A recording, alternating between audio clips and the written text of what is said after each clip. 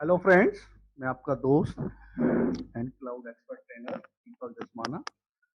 आज आपके लिए मैंने नई सीरीज शुरू की है, दैट इज एज़्योर क्लाउड से रिलेटेड। AWS सीरीज हम पहले ही ले चुके हैं। तो चलिए पहले एज़्योर सीरीज में आने से पहले एज़्योर के सर्टिफिकेशन के बारे में डिस्कस करते हैं। क्या क्या सर्टिफिकेशन एज़्योर में होते हैं, किस किस तरह के सर्टिफिकेशन होते हैं, लेट्स डिस्कस।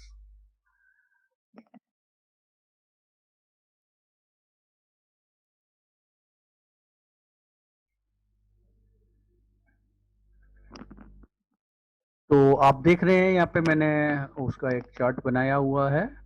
एजोर में जो फर्स्ट वन, जो हमारा फर्स्ट जो येलो सर्कल्स में देख रहे हैं, that is Azure fundamentals. Fundamental series के हैं, फंडामेंटल सीरीज के एग्जाम्स हैं ये। These are fundamental. DP database fundamental है, और एक हमारा AI आर्टिफिशियल इंटेलिजेंस 900 आया फंडामेंटल्स, राइट। इसको भी हम डिस्कस करेंगे डिटेल में। बट देन फिर हम आ जाते हैं अपनी एडमिनिस्ट्रेशन एसोसिएट सीरीज, जो एसोसिएट लेवल के जो हमारे एग्जाम्स हैं। दीज आर कवरिंग बोम, ये ग्रीन कलर और ब्लू कलर्स में आप देख रहे हैं। इसमें जो मोस्ट पॉपुलर जो एग्जाम है, एक्चुअली फंडामेंटल एग्जाम्स हम लोगों के लिए नहीं है। ज़्यादातर मार्केटिंग मैनेजमेंट सीरीज के जो कैंडिडेट्स हैं, वो एजर की सर्विसेज को जाने, एजर की सर्विसेज क्या क्या है।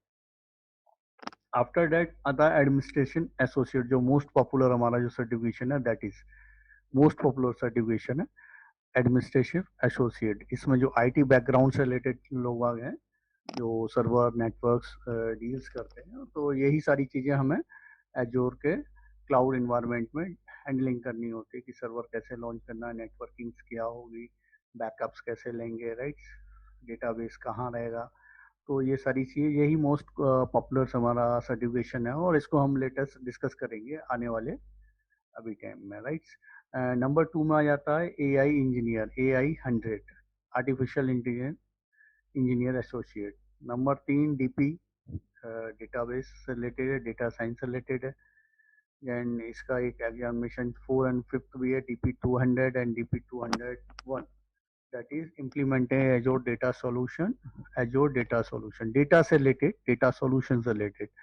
आप जब अचीव कर लेते हैं 4 एंड 5, मतलब इंडिविजुअल लेते हैं तो आपको इंडिविजुअली मिलते हैं। अगर आप बोथ को आप एक्वायर कर लेते हैं तो आपको एक सर्टिफिकेशन और गिवन होता है, that is एजोर data engineer associate. Okay, आपको ये दोनों कवरिंग करने के बाद, और फिर हमारा एक नंबर 2 पे जो मोस्ट पॉपुलर है डेवलपर वाला, AZ 204 डेवलपर, जिसका बैकग्राउंड डेवलपिंग से रिलेटेड है, सॉफ्टवेयर से रिलेटेड है, .NET हो गया, PHP हो गया, जावा हो गया, ठीक है।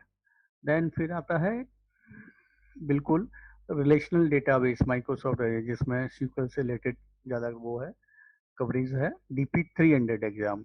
तो डेटाबेस से रिलेटेड आपको दो सीरीज मिल गई, 200 एंड 300। डेवलपर से रिलेटेड सीरीज 200, आर्टिफिशियल इंटेलिजेंस चाहिए 100, ठीक है। डेटा सॉल्यूशन का एक ये इधर डिजाइनिंग का भी है, दैट इज 100, और जो मोस्ट कॉमन अपना है 104।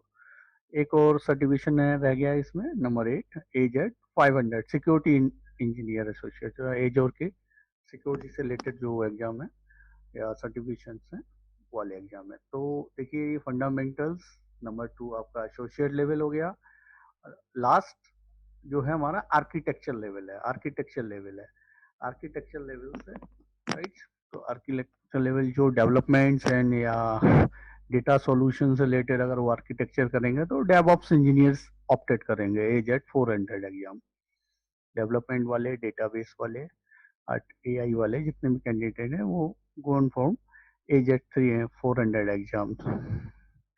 104 वाले अपग्रेड करेंगे AZ 300, और AZ 304 दोनों आर्किटेक्चर लेवल के एग्जाम में। AZ 303, ठीक है, इससे प्रीवियस 300 और 301 आ रहे थे। 303 बिल्कुल लेटेस्ट एग्जाम है, आर बीटा एग्जाम। बीटा का मतलब बिल्कुल अभी न्यू एग्जाम आया हुआ है, right. Architecture technology exam beta and designing. आप अगर ये दोनों एक्वायर कर लेते हैं तो आपको पासिंग दिस AZ 303 एंड 304, तो आपको मिलता है एजोर सॉल्यूशन आर्किटेक्ट एक्सपर्ट लेवल का सर्टिफिकेशन। अब बहुत से कैंडिडेट के मन में ये आता है कि मैं स्टार्ट कहाँ से करूँ। देखिए, आपका अगर आईटी बैकग्राउंड है, आप सिंपल ग्रेजुएट हैं, ठीक है, बीटेक किया है, सिंपल ग्रेजुएट है, तो आप एजोर एडमिनिस्ट्रेशन लेवल से प्रोग्राम शुरू कर दें। Hardware network engineers, networking profile है, नॉर्मल जिनका डेटाबेस का फील्ड अच्छा है वो डेटाबेस से स्टार्टिंग करें। जिनका सॉल्यूशन डेवलपमेंट से वो डेवलपमेंट से शुरू करते हैं। यानी अगर देखा जाए तो बेसिकली आपके पास थ्री यहाँ पे ट्रैक हैं। ओके, एडमिनिस्ट्रेशन वाला ट्रैक, डेवलपमेंट वाला ट्रैक और डेटा वाला ट्रैक, एआई वाला भी ट्रैक है। ओके, वो तो बिल्कुल ही बिगनिंग नई नई नई टाइप से है आपको, ठीक है।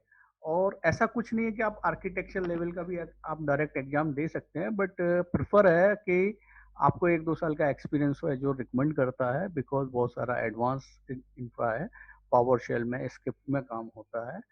तो मे बी आप नहीं कर पाए और इंडस्ट्री भी आपको एट ए टाइम आप आर्किटेक्चर लेवल लेके आएंगे, तो बिगनिंग से ही आप स्टार्ट करें। आफ्टर दैट आप फिर आर्किटेक्चर लेवल का एग्जाम्स स्टार्ट करें, ठीक है। तो मैं इसको थोड़ा मोर डिटेल में चलते हैं। इसको हम तो शट डाउन मिनिमाइज करते हैं। मैंने आपके लिए एजोर 900 फंडामेंटल के जो एग्जाम्स है, ठीक है। एक्चुअली मैंने पहले भी बताया, सेल्स, परचेजिंग, मार्केटिंग, मतलब जो क्लाउड रिलेटेड, एजोर से रिलेटेड सर्विसेज में माइक्रोसॉफ्ट में वर्क कर रहे हैं, एजोर के इन्वायरमेंट में वर्क कर रहे हैं, बट वो परफॉर्मिंग करते हैं मार्केटिंग का, सेल्स का, परचेजिंग का, क्लाउड सेल्स आउट करने का। तो उनको कुछ ना कुछ सर्विसेज के बारे में नॉलेज होना चाहिए, जैसे कि हाई अवेलेबिलिटी क्या है, स्केलेबल क्या होता है, फॉल्ट टॉलरेंस क्या होता है, डिजास्टर रिकवरी हो गया, राइट, रिसोर्स ग्रुप क्या होता है जो का, अवेलेबिलिटी जोन क्या होता है, ठीक है, नेटवर्क सिक्योरिटी ग्रुप क्या होता है, फायरवॉल्स क्या होती है। तो बिल्कुल बेसिक इन्वायरमेंट है, बहुत सरल पेपर है, ठीक है। और एआई फंडामेंटल वाला जो बीटा है उसमें इंक्लूडेड हो गए हैं कुछ चीज, एआई एंड मशीन लर्निंग, ठीक है। आप इसको भी पढ़िए। एंड डीपी, जैसे हमने बताया कि डेटाबेस से रिलेटेड है, नॉन रिलेशन डेटाबेस से रिलेटेड, ये SQL language and non relation data, ठीक है, ये उससे रिलेटेड है। तो ये फंडामेंटल्स का आपको बिल्कुल बेसिक, आपको एजोर की सारी सर्विसेज के बारे में नॉलेज होना चाहिए, राइट। राइट, सर्विसेज क्या क्या करती है, सर्विसेज में वर्कआउट नहीं हो बट सर्विसेज क्या क्या करती हैं, राइट। जैसे कि सपोज दैट मैं आपको एक मैंने लॉगिन किया हुआ है, देखिए, अगर मैं अपने होम फोल्डर में जाता हूँ, यहाँ सारी चीज़ें दिखा रहा है, यहाँ पे या जो सी सर ऑल सर्विसेज पर क्लिक करिए, तो देखिए मोस्ट कॉमन जो सर्विस है, वर्चुअल मशीन हो गई, ऐप सर्विस हो गई, storage account, resource group, virtual machine network, एजोर active directory, security centre, cost management, right. तो बेसिक ये सारी सर्विसेज के उसको मालूम होना चाहिए यार, कौन कौन सी सर्विसेज होती हैं फंडामेंटल्स वाले कैंडिडेट को। प्लस और डिटेल में आप जाएंगे तो कंप्यूटर से रिलेटेड वो अलग से मिल जाएगा आपको, ठीक है। कंप्यूटर से रिलेटेड, नेटवर्किंग से रिलेटेड आप जाएंगे तो आपको नेटवर्किंग का मिल जाएगा, वर्चुअल नेटवर्क हो गया, लोड बैलेंसर हो गया, ठीक है। स्टोरेज से रिलेटेड जाएंगे, स्टोरेज अकाउंट क्या होता है, स्टोरेज अकाउंट से रिलेटेड हो गया। वेब से रिलेटेड जाएंगे तो एप्लीकेशन सर्विसेज क्या क्या होती हैं, इसी टाइप से मोबाइल सर्विसेज और बहुत सारी सर्विसेज हैं, बट मोस्ट कॉमनली हमारी जैसे कंप्यूटर सर्विस आपको मालूम होना चाहिए, उन बंदे को नेटवर्किंग सर्विस मालूम होना चाहिए, स्टोरेज और वेब, मोस्ट कॉमन जो हमारी ये 4 सर्विसेज हैं उनके बारे में पर्टिकुलर नॉलेज होना चाहिए, राइट, ठीक है। इसको क्लोज करते हैं, इसको भी क्लोज करते हैं। अब चलते हैं हम अपने एसोसिएट लेवल के एग्जाम्स में। तो देखिए, एसोसिएट लेवल के एग्जाम को जैसे मैंने डिस्क्राइब किया, बहुत सारे सर्टिफिकेशन हैं, 103, और ये पहला सर्टिफिकेशन था 103 जो अब रिटायर हो गया है, राइट। इसकी जगह आ गया 104 बीटा एग्जाम, ठीक है। इसका मोर डिटेल सिलेबस में अभी कवर अप करूंगा, बस इसका जो आपका जानना है, ऑप्शनल है, जैसे कि एजोर फंडामेंटल जानते हैं, वेरी गुड। अगर नहीं जानते हैं तो आप कैरी फॉरवर्ड कर सकते हैं। इसमें आने वाले नंबर ऑफ क्वेश्चन 40 to 60 होते हैं सर्टिफिकेशन में। ड्यूरेशन 150 मिनट्स और कॉस्ट $165। नॉर्मल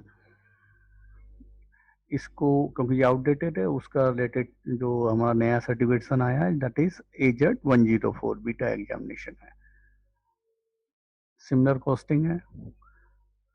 उसके बाद अपना डेवलपर का 203 दैट इज एक्सपायर हो चुका है, तो डेवलपर का जो नया एग्जाम आया, देखिए कॉस्टिंग और ड्यूरेशन सबका सिमिलर है एसोसिएट लेवल के एग्जाम का, और टाइमिंग और नंबर ऑफ क्वेश्चन भी इट्स वेरी 40 to 60 क्वेश्चन आते हैं आपके।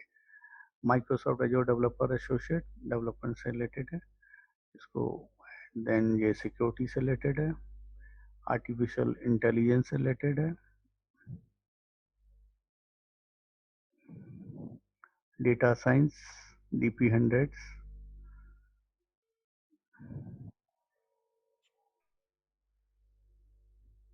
आप इन सारे सर्टिफिकेशन का माइक्रोसॉफ्ट की वेबसाइट में भी जाके कवर देख सकते हैं, राइट।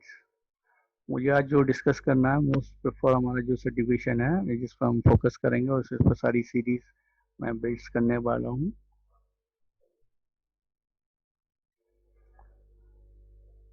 देखिए गाइज, मैंने AWS का सीरीज अभी बनाया, पूरा नहीं हुआ है, एंड देन एजोर का सीरीज बना रहा हूँ। आपको वीडियो पसंद आ रही है, लाइक करिए प्लीज, सब्सक्राइब करिए और शेयर करिए, राइट। सो बेल आइकन पर अवश्य क्लिक कीजिए। चलिए, माइक्रोसॉफ्ट एजोर का जो मोस्ट कॉमन हमारा जो सबसे अच्छा हॉटकेक जो एग्जामिनेशन है, तो इसमें हमें जो पावर शेल के बारे में, एजोर CLI, एजोर का कमांड लाइन क्या होता है, एजोर पोर्टल क्या होता है, एजोर रिसोर्स मैनेजर क्या होता है, जस्ट लाइक थोड़ा हिंट दे देता हूँ मैं। एजोर पोर्टल जिस पर हम लोग अभी काम कर रहे हैं, जैसे सपोज दैट हम लॉग आउट हो जाते हैं, सपोज दैट। देखिए,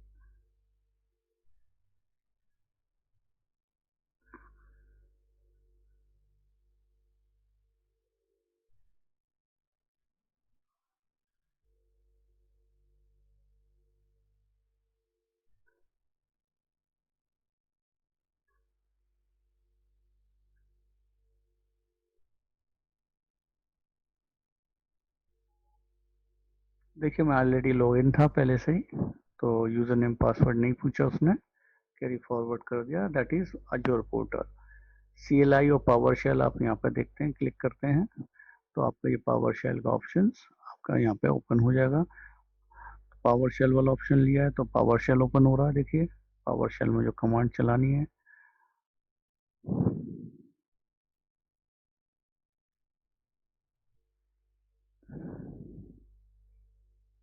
इसको आप फुल स्क्रीन भी कर सकते हैं। देखिए, ये पावर शेल का कमांड आ गया। इसमें बेसिक लाइनक्स की कमांड चलती हैं, जैसे ls, ठीक है, mkdir,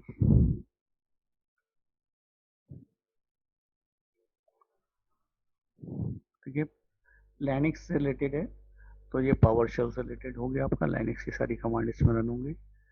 ये बास सेल है, जैसे कि आपका CMD टाइप होता है, CMD क्लाउड में, CMD में जाते हैं तो ये भी देखिए $साइन आ रहा है बना हुआ, यानी कि ये लाइनक्स वाला वो है।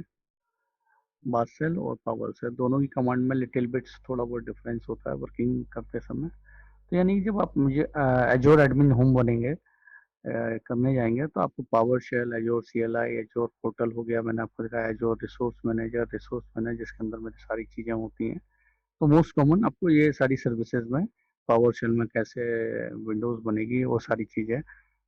और मोस्ट कॉमन इसका जो 5 मेजर टॉपिक्स हैं, manage एजोर identities and governance, implement and manage store governance, यानी कि एजोर में हम लॉगिन कैसे करेंगे, एजोर AD कैसे बनाएंगे, रिसोर्सेज को यूजर को कैसे देंगे, राइट।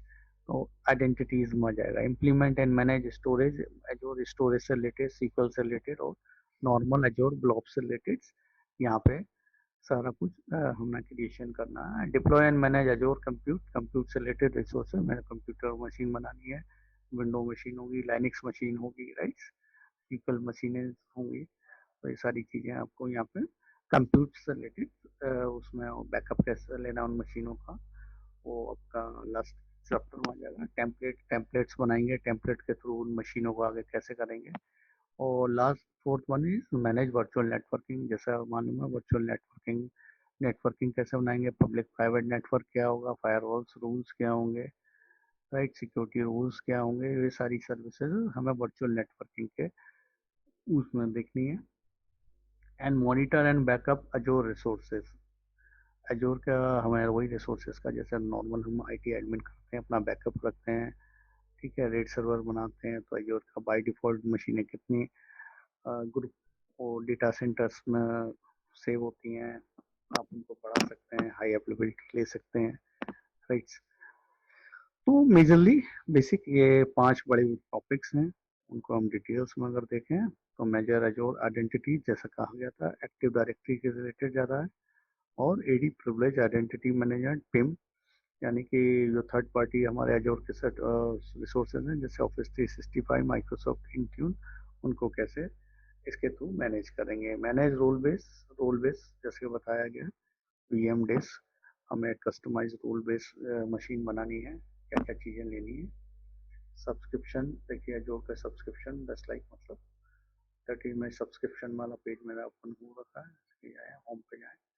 सब्सक्रिप्शन यानी एजोर में बेसिकली 2 तरह के सब्सक्रिप्शन होते हैं, एक तो फ्री ट्रायल्स होता है जो बाय डिफॉल्ट 30 डेज के लिए मिलता है, ठीक, और एक आपका होता है पे एज यू गो, मतलब आप जितना भी रिसोर्सेज को यूज करते जाएंगे, यूटिलाइज करते जाएंगे, उस हिसाब से आपका बिलिंग साइकिल बनता है। रिसोर्स ग्रुप और ये सारी चीजें आप यहाँ पे देखेंगे।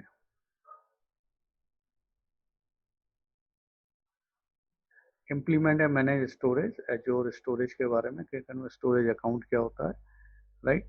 एजोर ब्लॉब स्टोरेज क्या होता है, blob store price scalable cost effective object storage होता है क्लाउड सेल में। एक स्टोरेज जो होता है कि आपका मशीन के संग अटैच होता है, जो हार्ड डिस्क अटैच होती है उसमें एडिशनल हार्ड डिस्क लगा के आप स्टोर। एक आपका स्टोरेज होता है कि आपको मशीन नहीं चाहिए, सिर्फ डेटाबेस डेटा करना है, ठीक है, डेटाबेस भी बहुत लंबा चौड़ा, तो आप एजोर ब्लॉक नॉर्मल जो अपनी फाइलें हैं एजोर ब्लॉक्स में रख सकते हैं।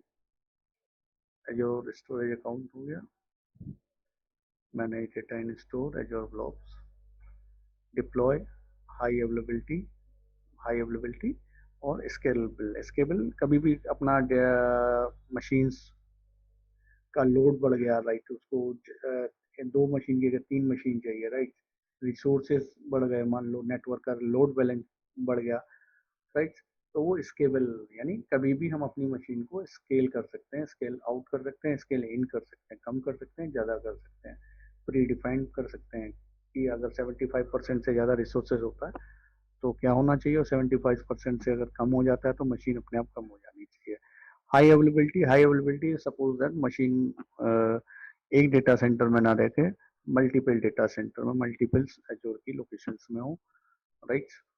एआरएम टेम्पलेट्स जब आप ये हम सर्टिफिकेशन करेंगे देन बताएंगे। VM size data disk additional hard disk को हमने लगाना है अपनी वर्चुअल मशीन के संग, लाइनेक्स एज सर्वर से उसको कहते हैं, राइट। रीडिप्लॉय वीएम्स, कभी वीएम में कोई दिक्कत आ गई दोबारा से उसको वीएम को डिप्लॉय करना है तो रीडिप्लॉय वीएम्स आएगा। बाकी और सर्विसेज भी हैं जो अभी आप अंडरस्टैंड नहीं कर पाते, इसलिए मैं लीव करता हूँ।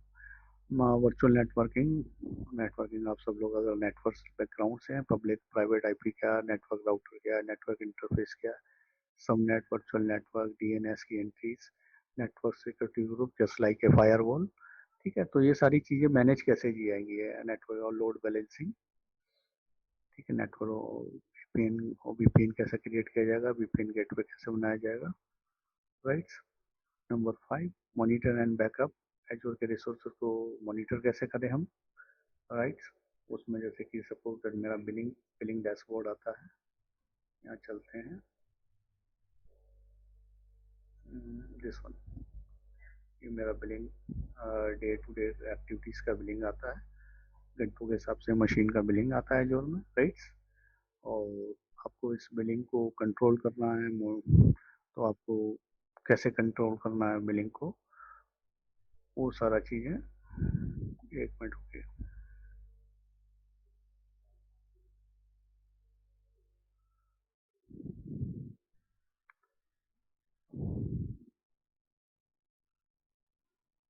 तो हम एक बजटिंग नाम का टूलिंग आता है, उसके अंदर अपना ट्रायल लिए, उसके अंदर बजट, हम उसको एक पर्टिकुलर बजट लगा सकते हैं कि इससे बियॉन्ड बिल नहीं जाएगा 1 महीने का या क्वार्टरली या 1 ईयर्स का, एक अपना रिसोर्सेस का। तो उसको कैसे क्रिएट करेंगे, जब हम क्लोज करेंगे देन उसको बताएंगे। तो लॉग कैसे करेंगे, बजट कैसे मैनेज करेंगे, ठीक है, बैकअप कैसे देंगे, रिकवरी कैसे करेंगे। तो ये सारी चीज़ें हैं गाइस, ठीक है। Thank you for watching my video, please like subscribe and share अवश्य करें।